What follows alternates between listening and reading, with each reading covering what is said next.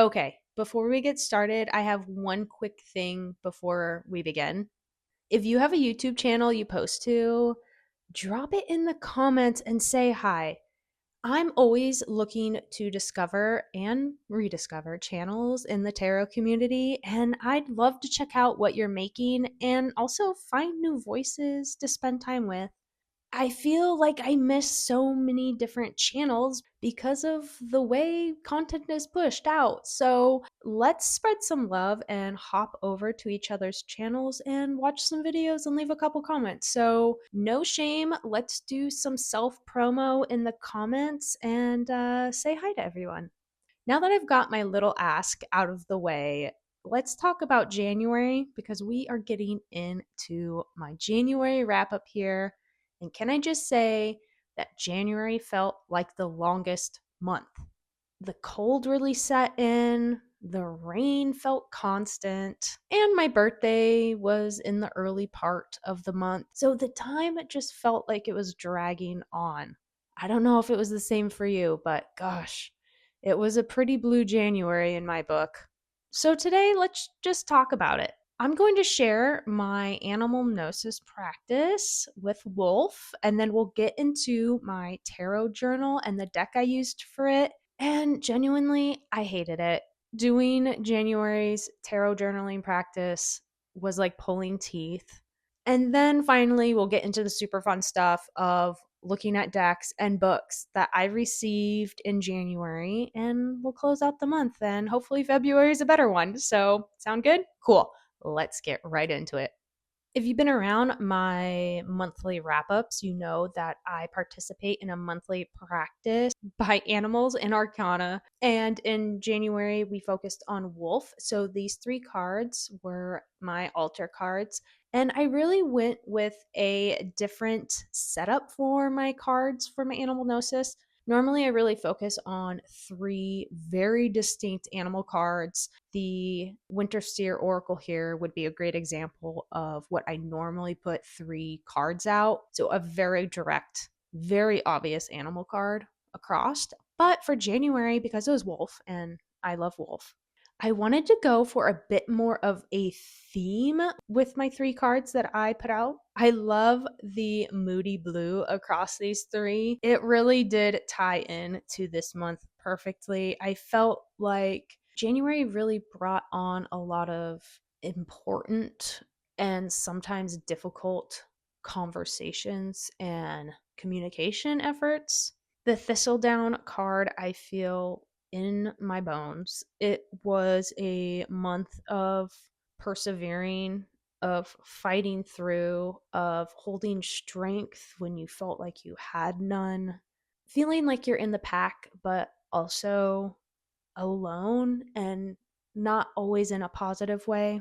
So perhaps with this skull in the center card here really gives us a chance of renewal for February. So these three are just gorgeous to look at. I think they also visually have a beautiful narrative across them, and they definitely played out for my month of January.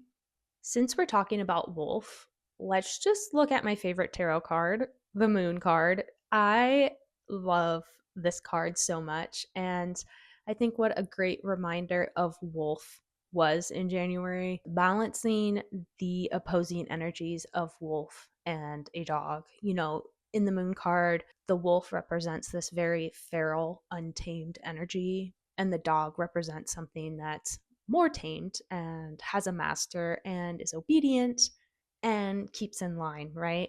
So those dueling energies I felt really shined through in my Animal Gnosis this month.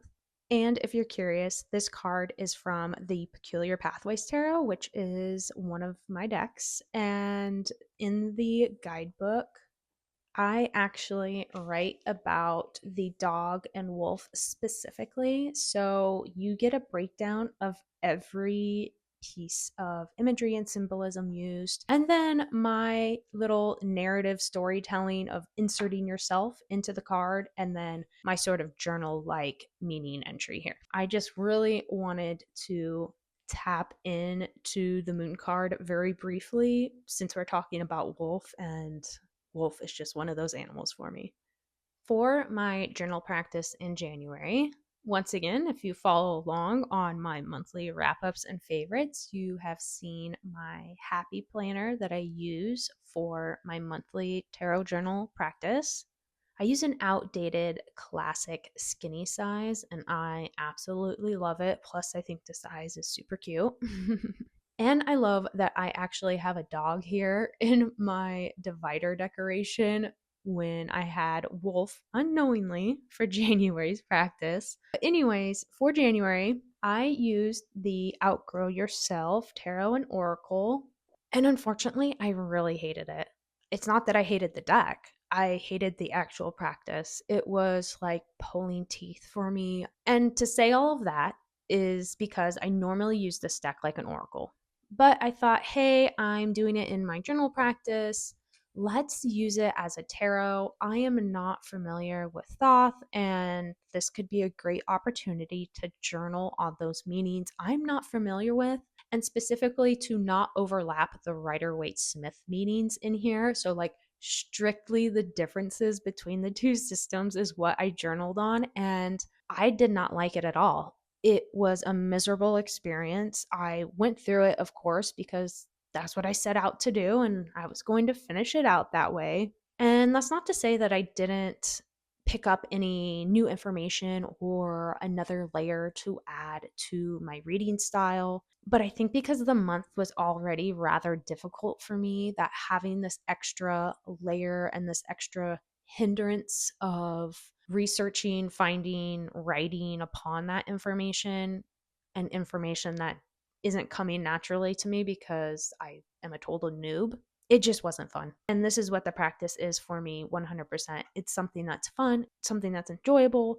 It's a deck I'm excited about, and that I get to write a few sentences down in 2 or 3 minutes and then be done with it. But my gosh, did I not set myself up for success with this? It's also a great reminder that not every deck works out the way it's intended to, or that you want to try and experiment with. It was an experiment for me, and it's one that I learned from, and it's one that I know to stick with the Oracle side of this deck for me. I love this deck. I have amazing readings when I use it in my spreads. Nothing about it specifically was bad for me. It was just the direction I took with it for this practice. And if you've been watching some of my Oracle deck videos in the little mini series I had done recently, I talk about setting yourself up for success. And this was a case where I definitely did not set myself up for success. So it was a learning lesson.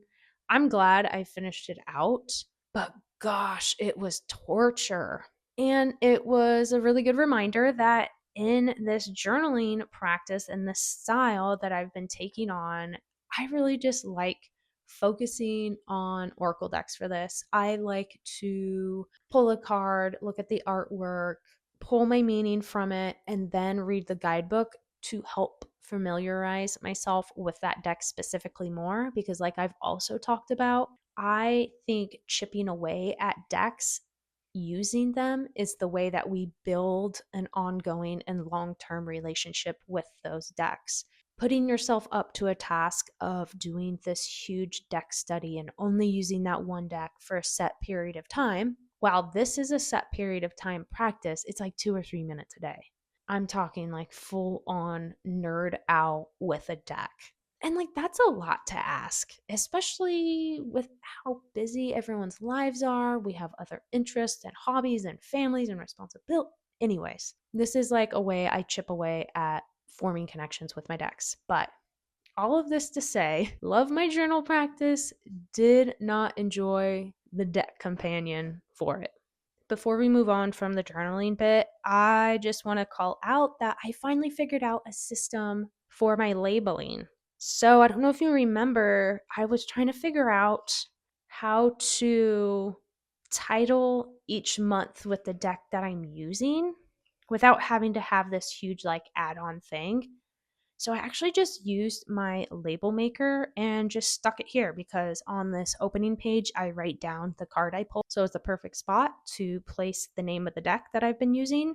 And then I also did the same thing back here because I write my Animal Gnosis up here. And then I know there's like 5 weeks in January, but I made the page without realizing that. So I just stuck to 4. So these 4 boxes are for each week in the month. And I pull an oracle card and write about that very briefly. But I also put the label maker here for what deck I was using for the weekly oracle. I also do a daily oracle pull. That one doesn't get jotted down anywhere. It's just more of like a nice to have in my head for the day. All right, let's get into the fun deck and book stuff, shall we? So, I did a little Amazon France order and ordered a replacement copy of this one. You may remember that I have a secondhand copy of this deck, but it really came to me second hand and it wasn't described that way. So when I discovered there is a new second deck to go with this one, I figured, well, I'm already paying the shipping to get it here. I might as well order a replacement. And this is the Tell Me That You Love Me deck. I think that's the title in English. So here is the second one. Let's just take a really quick look at this. Here's the inside of this one's box. Book is the same format as the first one. And then let's briefly just look at the cards. Here's the backs. So the other one has the eye on the back. And I have not used this because when my decks have been coming in, I have been keeping them aside for the whole month and not using them at all. So, yeah, this one is really great. It follows obviously a very similar style to the first one. I think, though, I really do prefer the artwork of the first one, but I just had to get this. Like, it's the second in the set. I love the first one. And I think maybe it's one of the cases of I just haven't really even flipped through it more than once. So I can't really say too much yet. But yeah, so you kind of get the idea with this one.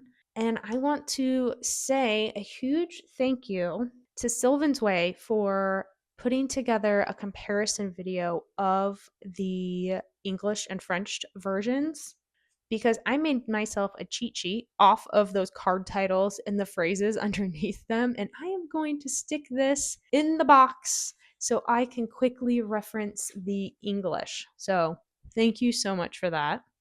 You know, I almost ordered the Da Vinci one by this duo as well, but I feel kind of similarly with that artwork as I do with this one. I do think this one is a bit more dynamic and involved than the Da Vinci, and I just like don't connect with Da Vinci, but the Da Vinci one just didn't have all the ornate layers of the artwork. And that's what I really love about this style, just like how over the top it is. It's like that maximalism, more is more is more is more.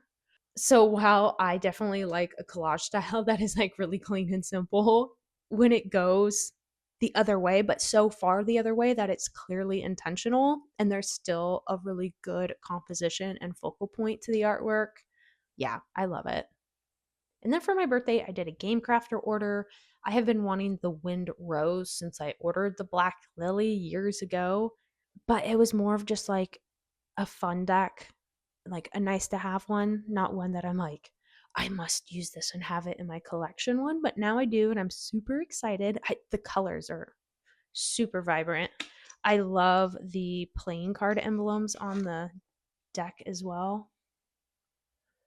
Hoping I don't flip to one that YouTube is not a fan of.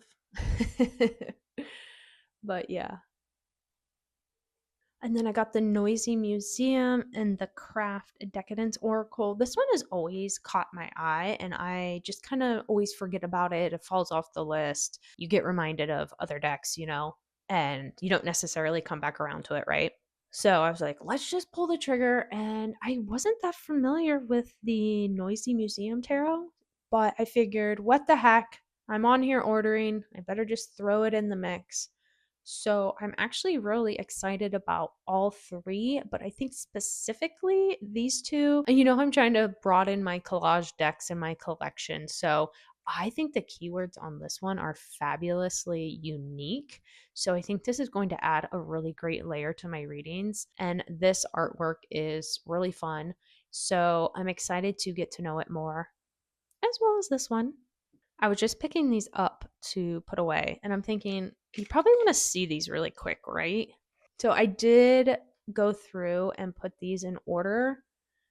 I haven't used it though. Like I said, I've been keeping my decks and books off to the side for the month until I do these wrap ups, and then I'll add them into the mix because I am due for a new deck edit soon. So maybe this will be a contender.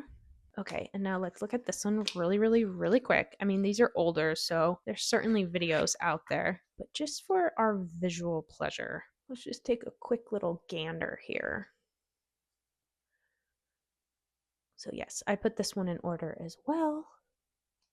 So yeah, I really like the keywords in this one. I don't have anything like it, so I think it'll be a really strong contender.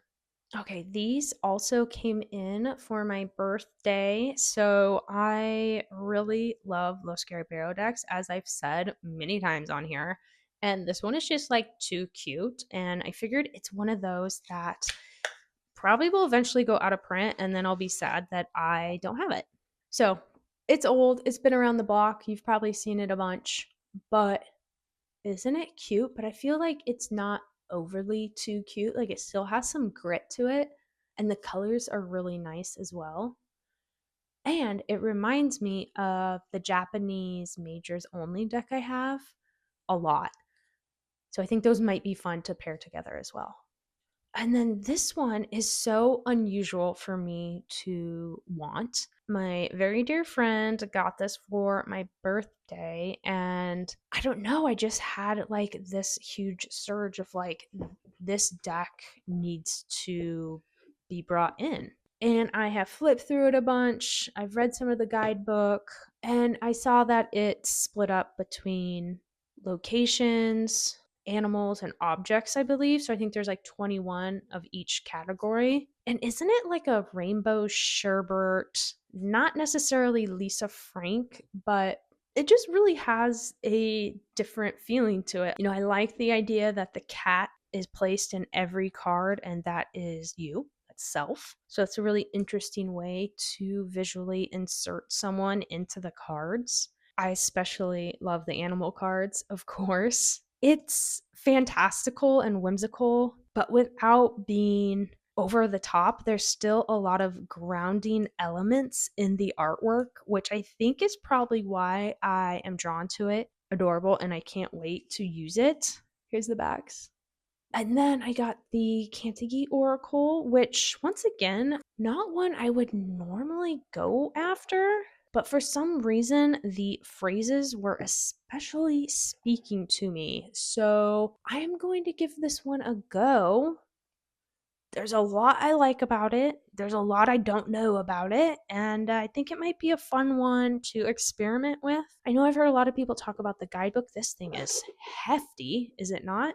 So I think it'll be interesting to dive into this just to get a general feel for what the intention is on these. But yeah, I know this one's been out for a while too, and I just figured it felt right to bring it in. You know how that happens with decks? It's maybe you're not interested in it, which I will definitely say I was not interested in this deck before. But then down the road, it could be a few months or a few years. You're like, you know what? I think I really need to bring that deck in. And that's definitely what happened to this. And then lastly, I got in the Oracle of Oddities, which I was very excited to pre order this. First day pre order on the minute opening to pre order. I'm really excited to use this deck, so this will fit right into the mix. I can't wait to sit with the artwork some more because I have only flipped through this once and very quickly. January was just like a very busy yet heavy month, so it was just weird. So that's why I also have been really liking keeping my new decks that come in off to the side for the month until I do these wrap up videos, because it also just gives me space to sit with the deck, and not in a way of like using the deck, but just like knowing like, hey, I flipped through it really quick and now it's off to the side. I don't have to feel guilty or feel any way about, oh my gosh, I need to use this new deck, or like whatever the case is.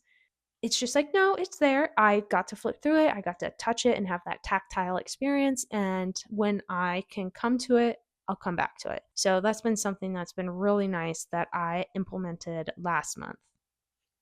Okay, so let's get right into the books. I finally found Finnish Magic for a good, cheap price because I know this book isn't great, but it's one I just wanted to have in my library, in my collection. So I finally got an eBay notification of it that was extremely affordable.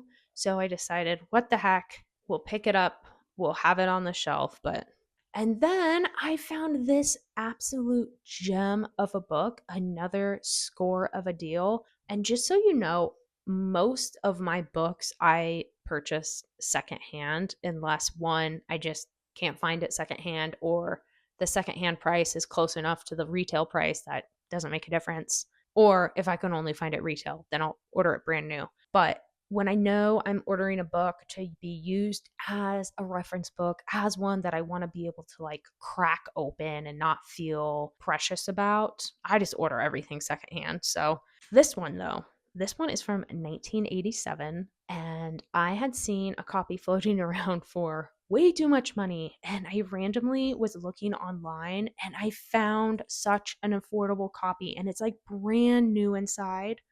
So it's so amazing. It's like an actual journal diary. And at the beginning of every month, you get an introduction into the folk traditions. You get some sort of story or tradition. And then on every day in the month, you get some sort of lesson or holiday or whatever is relevant to the season. So this is huge because it's so difficult to find English, Finnish, reference books. And I'm just so excited about this one. And then one that I didn't know about and I'm happily discovered is this little itty bitty traditional Finnish decorative bands book. And it has photos of, if we can get to it, the different traditional weavings for bands. How cool is this? Like, as a graphic designer, I was like, this is perfect reference material if I ever need inspiration for this sort of geometric traditional folk styling and design. It's really awesome. And then you get a brief intro as well. So these three books are new to my Finnish library. And then I also picked up the Nature Speak book by Ted Andrews. I have the deck, and I did see that Llewellyn is republishing two of his books. So I wanted to get the original edition since I have the out of print deck. If you're familiar with his books, you know it's not lacking on anything to look up. So, very excited about this. And then another dear, amazing friend got me this book for my birthday. It's one I've had on my wish list, and I've just been like super curious about it, especially because I am working through the folkloric tarot series. So I thought this would just be really interesting to dive more into the elements in this way. I gave it a quick flip through, so I can't speak on, anything about it yet. I will definitely let you know if you are interested to find out more about this. Here's the back if you're curious. So, this one will be interesting to get into. This year, I am definitely leaning into my existing library of books. And I think that will also include tarot guidebooks to really shop my shelves. Even though I try to be super thrifty about my book spending, I can only read so many books, especially when they're info dense books. Those aren't always the easiest or quickest to get through. So I feel like I'm good on that for the rest of the year. Okay, the last set of books here are for funsies. They all have to do with Finnish mythology or Finnish folklore, of course. So I never thought I would be diving into spicy romantasy books, but here we are. If it's Finnish mythology, I'll give it a chance. I devoured this. I read this in 2 days. I have not read a book in 2 days in I don't know how long, probably since I was a kid.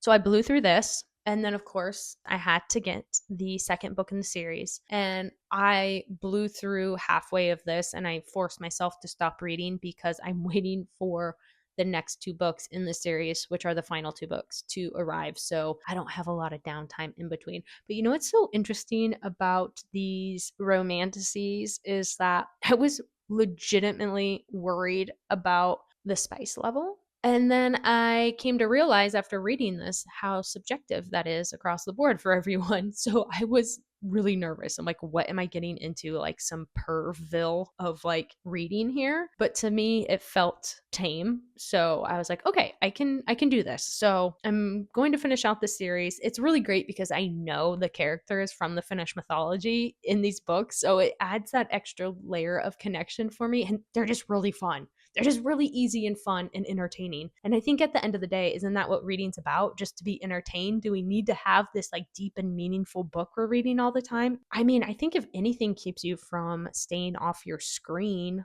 off those phones, that reading a book that's entertaining is huge.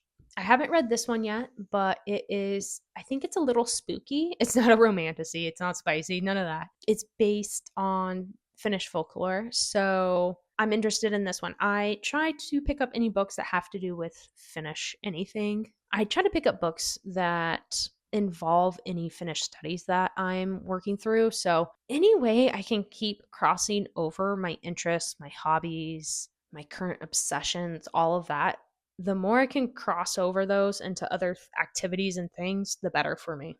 And then lastly, I had been wanting this graphic novel and it's gorgeous.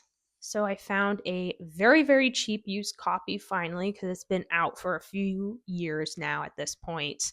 And it's once again based on Finnish folklore. I think it has to do with the formation of the sky, the moon, the stars with the bear. So this one goes right on the shelf with the rest of my Finnish books here. So I definitely have my entertainment cut out for me in terms of fun reads. We'll finish up here looking at some fun journaling supplies I got as we close this out. So I also got a very lovely gift of these cat stickers for my friend, and I got some really cute washi tape here. They have squirrels on this one, and this one's just like a really cool decorative pattern. And then I purchased a few indie stickers here, and I just thought they were really fun. Like they're super cute, aren't they? So I got some like lettering, some objects, just, right up my alley stuff. Some bigger stickers. I've been looking for a pair of snips to keep at my altar to open decks with because I do use this letter opener to open tuck boxes that are super hard to get the flap out of the box. So this is my little bug one. It was missing 2 rhinestones and I got a set to replace that. So that was about it this month. Like I said, it was long.